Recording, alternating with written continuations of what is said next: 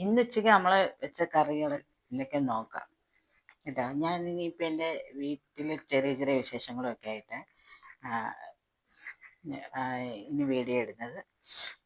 ഇനി അടുത്ത വീഡിയോ എന്ന് പറഞ്ഞാൽ ഞങ്ങളുടെ അടുത്തുള്ളൊരു നമുക്ക് വെച്ചാൽ നമ്മൾ ദേശത്തിൻ്റെ എന്നൊക്കെ പറഞ്ഞ് നമ്മൾ ആരാധിക്കുന്ന ചില ദൈവങ്ങളില്ലേ.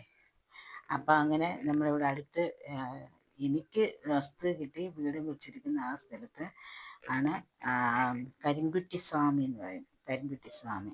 അപ്പോൾ ആ കരിങ്കുറ്റി സ്വാമിയെ നമുക്ക് അടുത്ത വീഡിയോയിൽ പരിചയപ്പെടാമേ. അപ്പം നമുക്ക് ഇന്നിപ്പം നമ്മൾ വെച്ച കറികൾ എന്തൊക്കെയാണെന്ന് നോക്കാം. ഇവിടെ ചോറ് വെച്ചിട്ടുണ്ട്.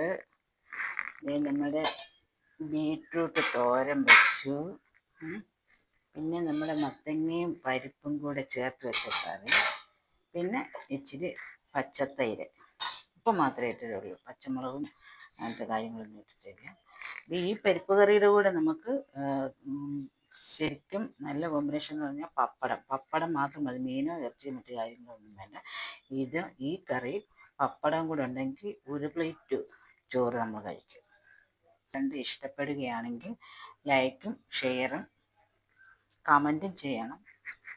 അതുപോലെ തന്നെ സബ്സ്ക്രൈബും ചെയ്യണം.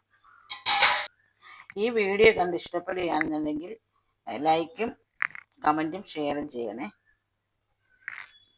സബ്സ്ക്രൈബ് ചെയ്യാൻ മറക്കരുത്.